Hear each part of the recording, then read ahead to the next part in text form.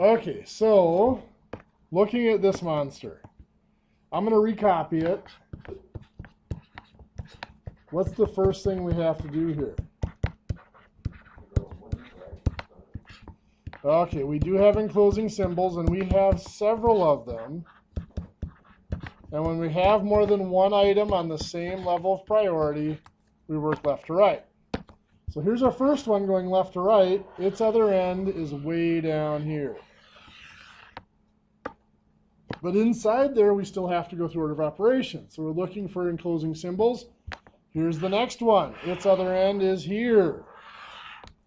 Well, inside there, we still have one more set of enclosing symbols. So we're going inside that set of parentheses. So inside there, all that we have to do is 5 plus 3, which is 8. Now I've reduced that parentheses to a single number, so I can take it out. Do I have to put in any multiplication when I take this one out? No, there's operations on both sides, so we're good. So now we can move back out to the green set of parentheses, the green box. In there, what do we have to do first? Exponents. 4 squared is 16. What's next? 16 divided by 8 is 2. So take that out and put in a 2. And now we just have subtraction. So 7 minus 2 is 5, and then minus 1 is 4. So this is a 4. I can take out that set of parentheses. Do I have to put in any multiplication? No. Again, there's already operations on both sides. So now we're back out to the blue box, the larger set of parentheses. What do we have to do first there? Excellent. 3 squared, which is 9. And then 18 divided by 9 is 2. And then 2 times 2, which is 4. And then that's it for multiplication and division. So now we have 4 plus 4 is 8. 8 minus 4 is 4. Plus 1 is 5. So I'm going to rewrite this now just to compact it a little bit. Of course, I can get rid of the parentheses now. So I just put in I do have to put in multiply here. So next is 9 times 5 is 45. 7 plus 45 is 52. Minus 3 is 49. I heard a couple of you whispering that you had 49. Good. Anybody totally lost? Lucky guess, or did you actually went through the process and happened to get lucky? Okay. I was going to say, if you just sat there and stared at the ceiling and 49 popped into your head, I was going to ask you if you wanted to go to Vegas. It didn't just pop into your head. Okay. Okay, so any questions on that? Is there anybody that's like totally... Now, obviously on a test or quiz, I'd probably not be quite this mean to you unless you really make me mad between now and then. I'm not going to lie, the way I got 49 was a little bit different than... There are a couple of little steps where you could have done things a little out of order and it still work out. I wrote it out the wrong way, and then I put all the exponents out as one step, and then went back, did that way. And in this one, just because the exponents are not next to each other, you could get away with that. But you can't always get away with that. Sometimes that won't work if your exponents are tied together. You have to be a little bit careful with that.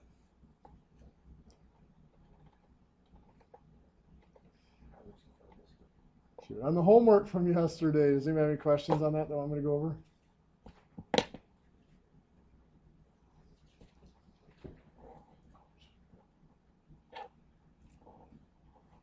Okay, well then, today we're going to start some new stuff. I do have your quizzes graded. I'll hand those back to you today too, hopefully, if I remember. If I don't, remind me once I give the homework and I'll pass them back. We're going to look at something a little bit different today. We want to look at some basic geometry and some calculations with basic geometry. And basic geometry, we're going to build this up from the most basic concept, which is this right here. That is what we call a point. And a point is nothing more than just a location. It has no dimensions. By dimensions, it's something a direction that it can be measured in. So this has no length, has no width. There's nothing we can measure here other than just its plain location. And that's all a point is a location. But everything in geometry is built from that concept of a point. For example, if I take that point and I drag it in a single direction, I have now created a line segment. I moved it in one direction. That means it is one dimension.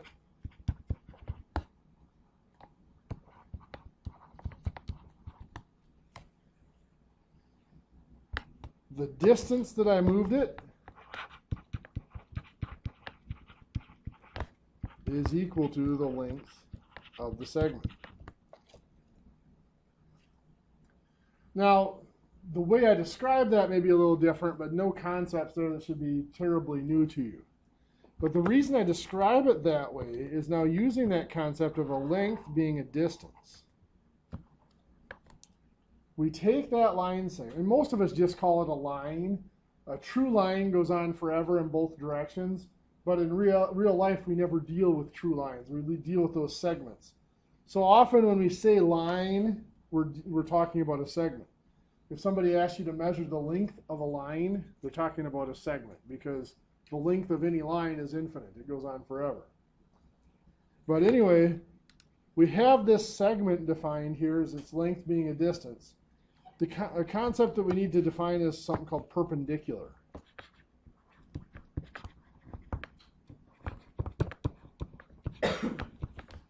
Perpendicular deals with right angles or square corners. But perpendicular is a little bit more powerful than a right angle.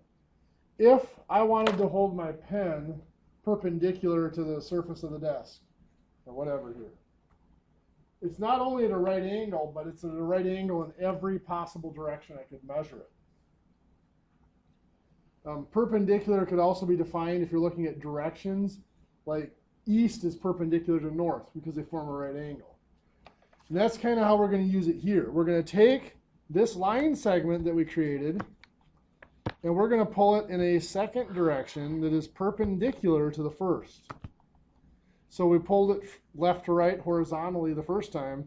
We're going to pull it down vertically the second time. And now if you think of that as being like a stick that you're pulling across the dirt, it traces out a rectangle in the dirt. The area of that rectangle depends on two things. It depends on the original length. Then it depends on the distance that we just pulled that length, that stick or whatever. That distance is often called a width. So the size of this rectangle, the area of the rectangle, is determined as a product of the length times the width. Now, if this were a class that went further into geometry, like if you were in the construction field or whatever, we would actually leave that defined as a length times a distance, because when you get into some more odd-shaped areas, it doesn't have to be a rectangle. It can be any distance measured perpendicular, but it doesn't have to go in a perpendicular direction. But for us, we're going to keep it simple with rectangles. The area is a length times a width. So if I have a rectangle that looks like this, that is 6 inches by 14 inches, how am I going to find its area? Well, its length is 14 times its length is 6. So I'm just going to multiply. 14 times 6 is 84. But I also have to multiply the names. Inches times inches become inches squared. So that's 84 inches squared. Do not confuse the units here, inches squared, with an exponent. It's not 84 squared, it's just the units, the inches squared. It's just saying it's a unit of area instead of a unit of length. but that square does not do anything with our numbers there. So how about something like this? 5 feet by 12 feet. How do I find its area? 5 feet times 12 feet. So 5 times 12 is 60. Feet times feet is feet squared, or square feet. Well, that's kind of boring, so let's make it a little more interesting.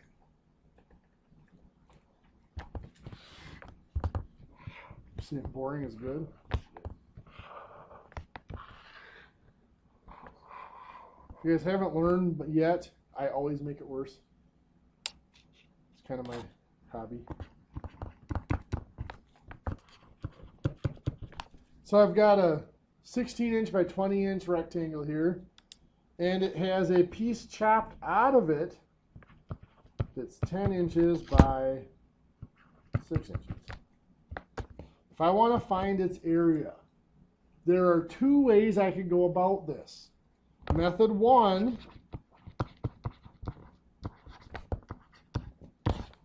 is to cut into smaller pieces.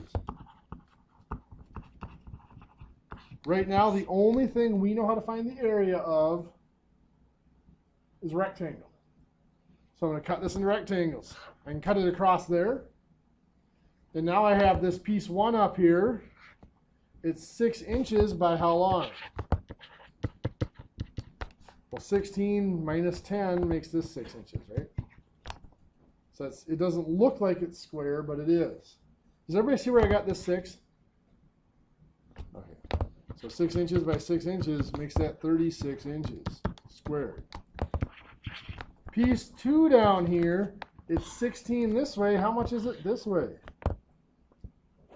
14. Very good.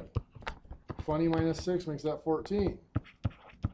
So 16 inches by 14 inches is what? 224 inches squared. Sound about right? So now we just add those areas up.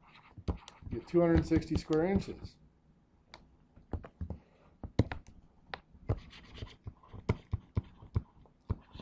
Method 2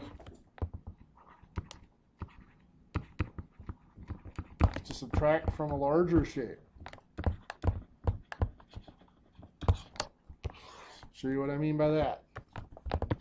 Instead of cutting this to pieces, I could expand this out here. That whole rectangle would be 16 inches by 20 inches, which is 320 square inches. And then the piece that's missing here is 6 by 10 for 60 square inches. And then I can subtract to get 260 square inches. Notice I get the same answer either way. Better get the same answer either way, right?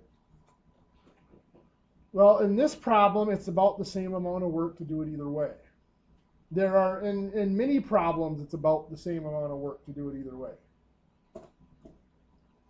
I will show you some coming up here where it's definitely easier one way or another. For example,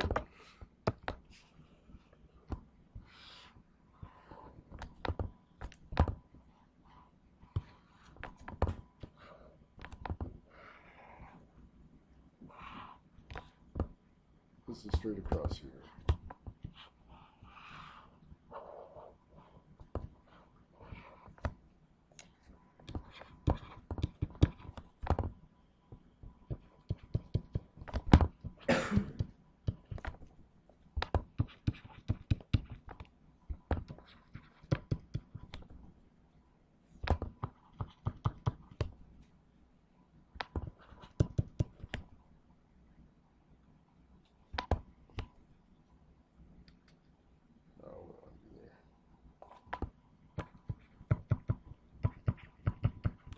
Something like this.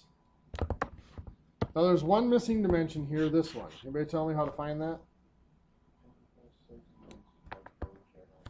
Perfect. I've got 20 plus 6 here is 26. So I know that from here to here is a total of 26. I've already got 4 and 8, which is 12, right? So this has to be 14 to get me 26. So now this one here, if I tried to cut it into smaller pieces, I mean, I suppose I could cut it here, here, and here. I get a lot of funny looking rectangles and some dimensions that may not be really easy to find. This piece 1 here is 4 by 12, or 48 square inches. We'll call this one here piece 2, 14 by 12, or 168 square inches. We'll call this one piece 3. I have to find this length. 20 minus 12 makes it 8, so that's 8 by 20.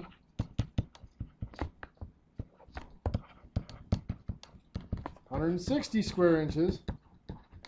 Then this last one here is piece 4. It's 6 here, but how long is this? Okay, 16 and 12, that difference has to be 4, right? So 6 inches by 4 inches, 24 inches squared.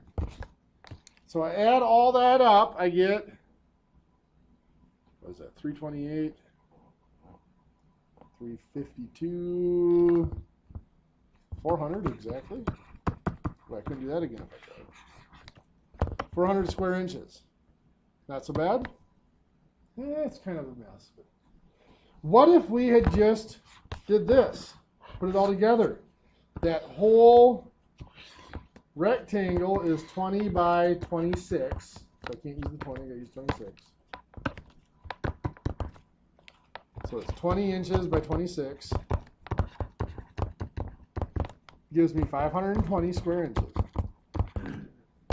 Then from that I have to subtract out this one, which is 4 by 6.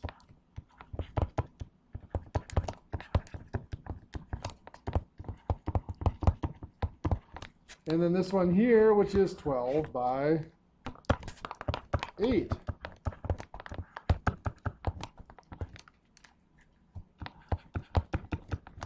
And if I subtract that out, I actually get 400 square inches.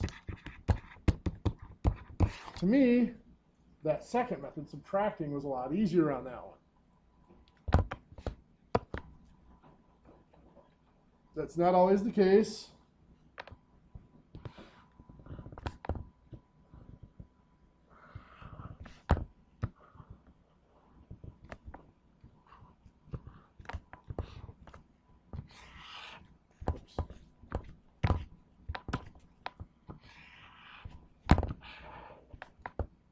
I apologize for my drawings. If you haven't figured it out yet, there's a really good reason why I'm a math teacher, not an art teacher.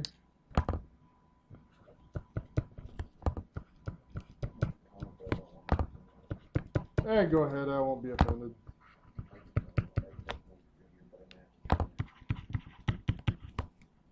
I'm not going to get rich on my drawings anytime soon, that's for sure.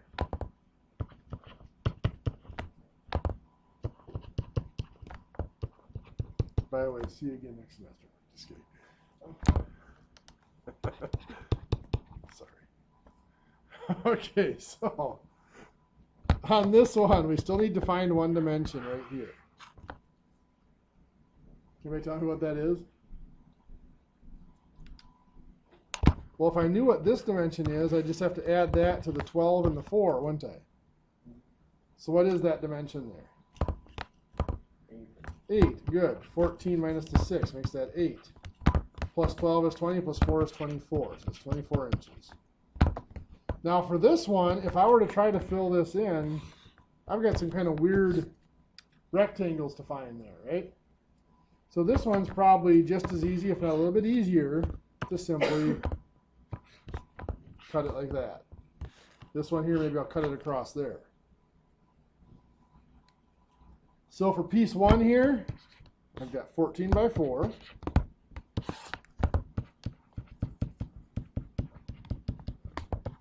For 56 square inches. Piece 2 here, well, I already found out that this is 8, so that's 20 by 8.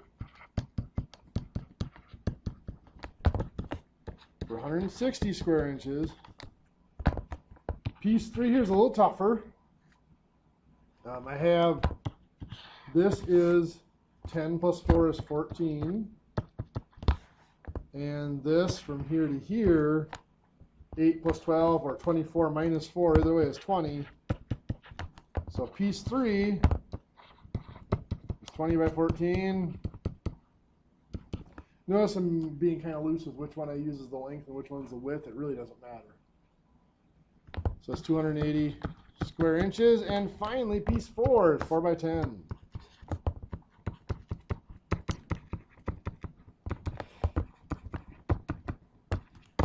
So I add that all up, I get what, 536, looks like, square inches. What do you think? Better than a sharp stick in the eye? Maybe. I'm going to have you guys try one or two in your notes here.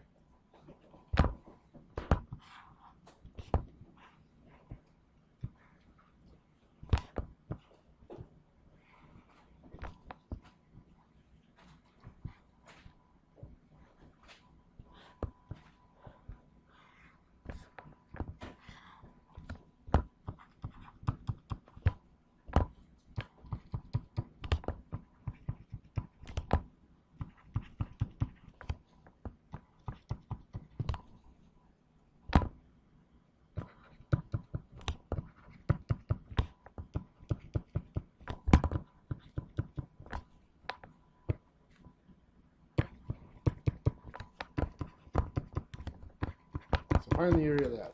There's no missing dimensions, so you don't have to find any missing dimensions.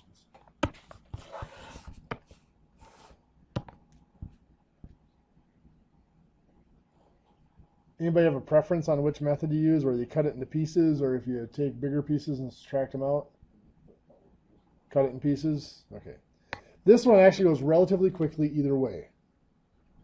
If I cut it into pieces, I'm probably just going to chop it like that. So that piece 1, 2, and 3. Piece 1's pretty simple. It's 4 inches by 10 inches. 4 times 10 is 40 inches squared. Piece 2 isn't so simple. I've got to do 10 minus 4. I've got to figure out this missing dimension right here. So I got 10 minus 4 makes 2. Once you have that, it's not bad. 2 times 8 makes 16 inches squared. And piece 3 is just 10 by 10. Or 100 inches squared. And that adds up to 156 inches squared. How many of you had 156? Good. Everybody's got it. Now another way you could have done this would have been here. This ends up being 10 plus 8 plus 4 is 22 by 10.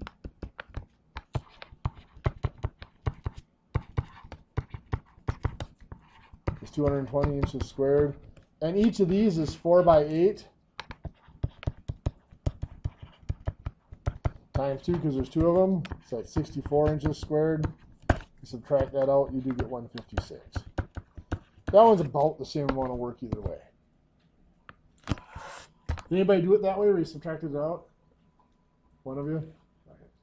Like I said, that one is about the same work either way, but there are going to be some that are a lot simpler to subtract out than they are to cut up and work. The next step then is to talk about volumes. Volume is found by taking one more step in this progression. So this is a rectangle. We're looking at it from up above and kind of off to the side, so it looks like it's kind of squished, but it's not. Think of it as kind of taking that sheet of paper and looking at it like this. Yes, I know, it's my artwork again, so it leaves a lot to be desired. And what we're going to do, just like we did with our line segment, where we pulled it in a perpendicular direction, we're going to take this again, and we're going to pull it in a perpendicular direction. And what we've created, the path this traces out, is a box. The volume of the box depends on the area of that original rectangle. We call that the area of the base.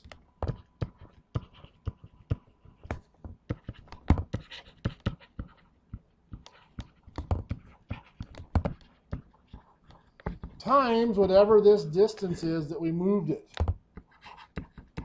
Now, many of us are used to that being listed as the height, but it's not always up and down. The base is the shape we start with. It's not always the bottom. It's not called a base because it's at bottom. It's called a base because that's the shape that the whole object is based off of. So here, let me draw a different box. If you're having a hard time drawing these boxes, by the way, you can just do this. Draw a rectangle. Draw another rectangle the same size, just moved over a little bit.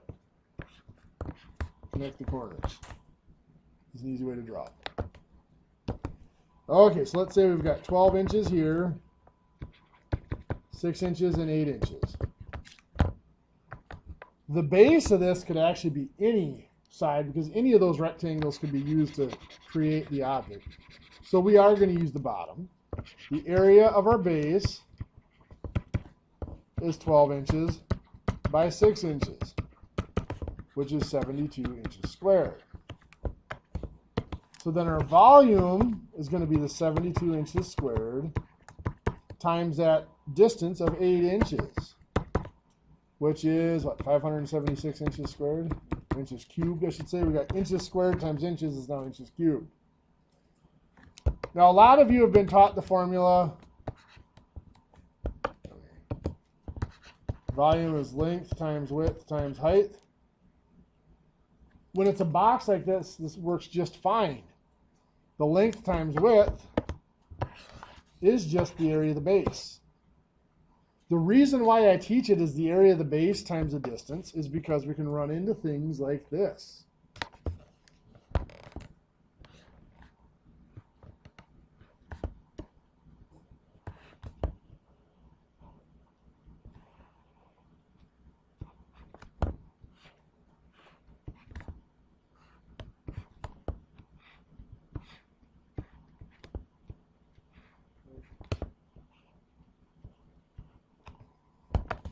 So let's say that this here is 2 inches,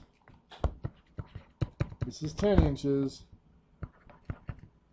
3 inches, and this here is 9 inches. Then this dimension here is going to be 5 inches.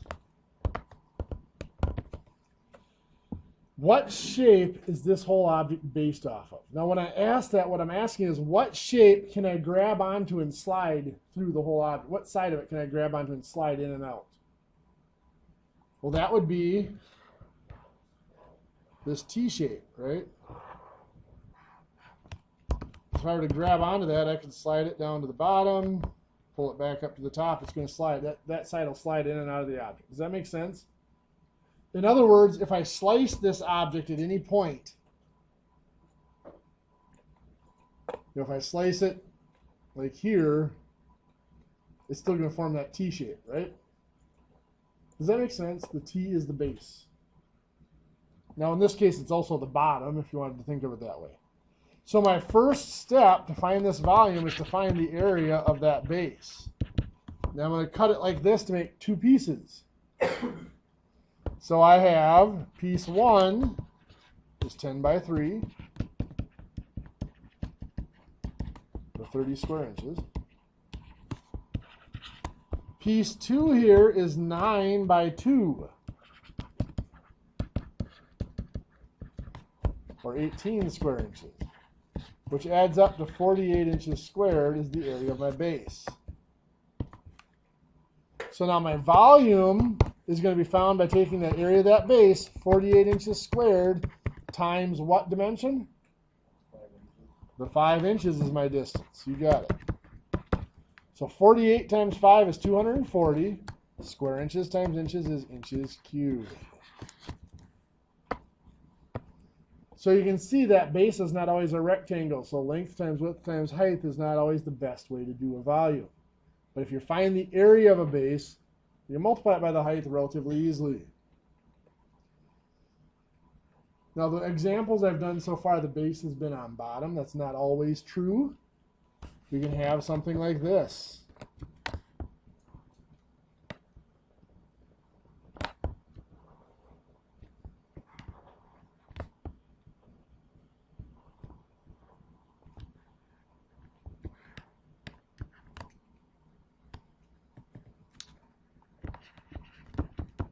Like that, 20 inches.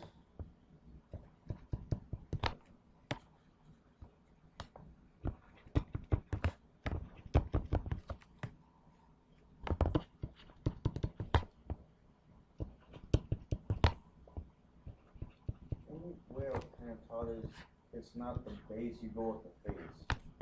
Yeah. That's kind of one way of thinking of it, yes.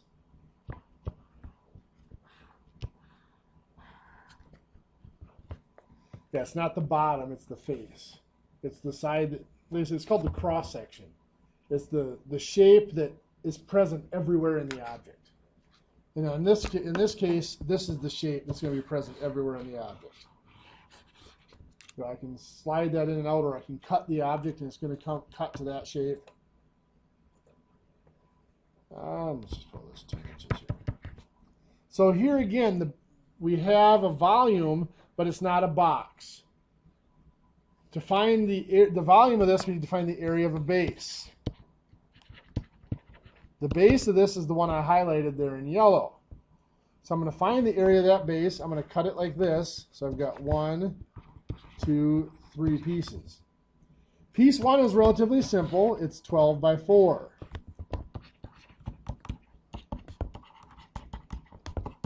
So that's 48 inches squared.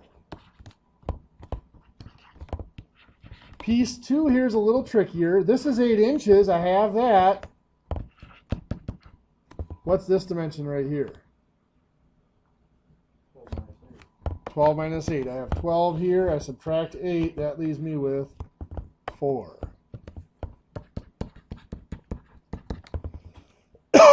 So 8 times 4 is 32 inches squared. Piece 3 here. Well, this piece is 4, right? Same as over here. Plus another 4 inches makes that 8 inches up there. So piece 3 is simply 8 by 8. Or 64 inches squared. Those are all the pieces of my base, so I add those up, I get 144 inches squared. 144 square inches. That's the area of my base. Now I'm going to pause. Anybody have any questions? I know I went through that a little bit fast. Anybody have questions on how I got that? The hardest part to me is just finding the missing dimensions so you can find the rectangles. Now that I have the area of the base, what do I do to find the volume? It's that area of that base of 144 square inches. What do I do to it? Times that distance of 10.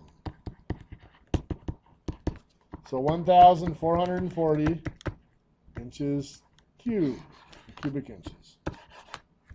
What do you think? I made a mistake with. I thought they were both the same height on each end. So oh, sure. 8 by 12. Gotcha. Yep. Yeah, you gotta be very careful to not to go by appearances, to go by the dimensions.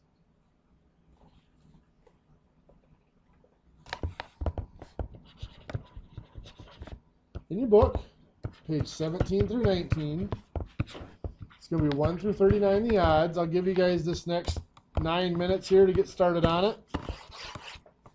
Remember, just like any assignment, do the first couple. If they're easy, skip ahead a little bit. This one's got kind of a mixture of areas and volumes, so make sure you get a mixture of easy and difficult areas and easy and difficult volumes. And I'm going to hand back your quiz here right now.